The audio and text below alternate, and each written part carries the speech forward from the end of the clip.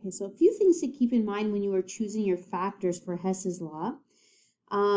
You can also multiply your equations by a fraction, okay, or you can think of it as like you're dividing instead of multiplying. I'll give you an example. So let's say you had something like this, okay? So let's say we wanted, the goal of this step was that we wanted to have only one water. What you would then do is essentially you'd be multiplying this by a half, right? So then you'd have a hydrogen, you'd have a half oxygen, and then you'd have a water. So, or you can think of this, instead of thinking of it as, multiplying by a half, you can think of it as that you're dividing it by 2. Okay, so fractions are possible. Another thing to keep in mind is even though you have a fraction, you may also need to flip it around. So let's say we had a situation where we're given this step, but we need one water on the reactant side.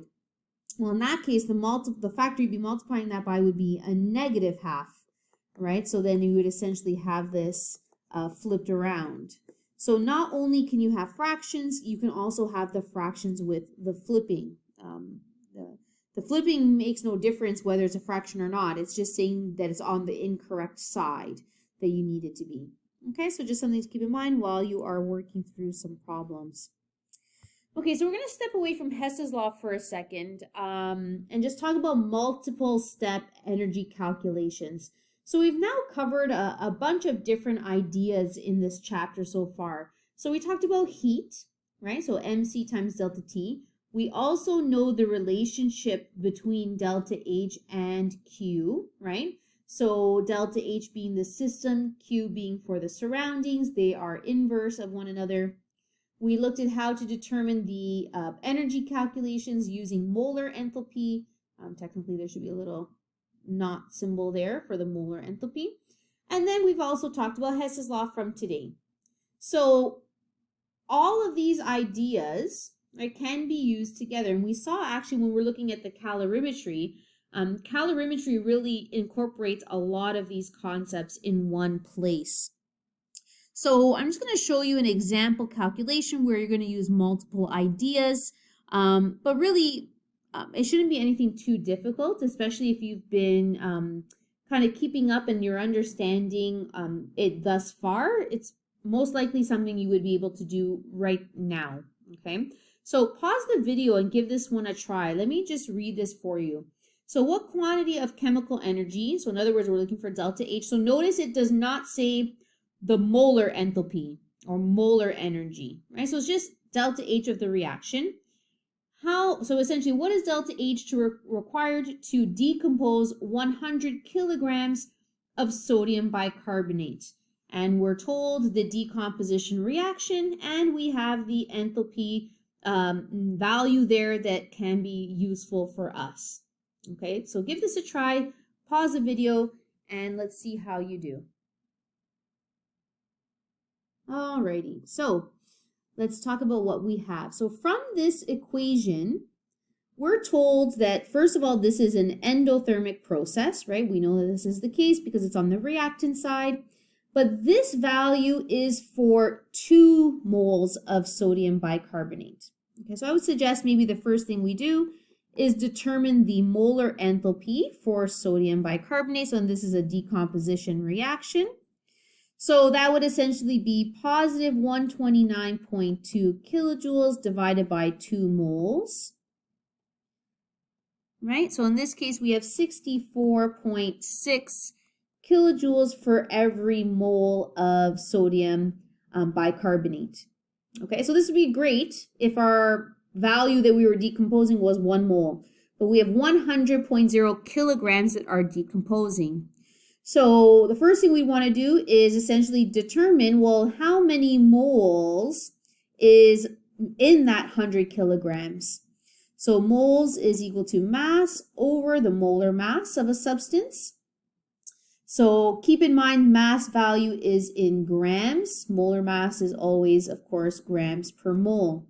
So let's take a look at the molar mass calculation. We have sodium bicarbonate right? So you'd be adding up the atomic mass for 1 sodium, 1 hydrogen, 1 carbon, and 3 oxygens. So for this, we should get 84.01 grams per mole. So remember that when you're doing molar mass calculations, you can keep more decimal places if you like, but I would not round this to less than 2 decimals. Okay, so our mole value here, we're going to have, so keep in mind it's got to be grams. So kilograms to grams, we multiply by 1,000. So we have 100,000 grams over the 84.01 grams per mole. And that gives us a value of 1,190, that's 9.33 moles, right? So we have our mole value. We have our molar enthalpy for the decomposition of sodium bicarbonate. So to determine our delta H, right, we're going to take our mole value and we're going to multiply, missed in my delta H there, and multiply by the molar enthalpy. So we would have 1190.33 moles times 64.6 kilojoules per mole. So our answer here is 76,895.318, and that is in units of kilojoules. And let's look at significant digits. So significant digits, right? Really the only value we have to go by. So remember, this value that's in this equation is almost like a constant. So you're looking at the data that's given from the question. We have 100.0 kilograms, which is 4 significant digits. So we can round this to, essentially we can put this into scientific notation if that's going to help us here. So 7.690 times 10 to the 4 kilojoules would be our final answer. So be mindful, remember, significant digits, you're only doing it for your final answer. Do not round along the way.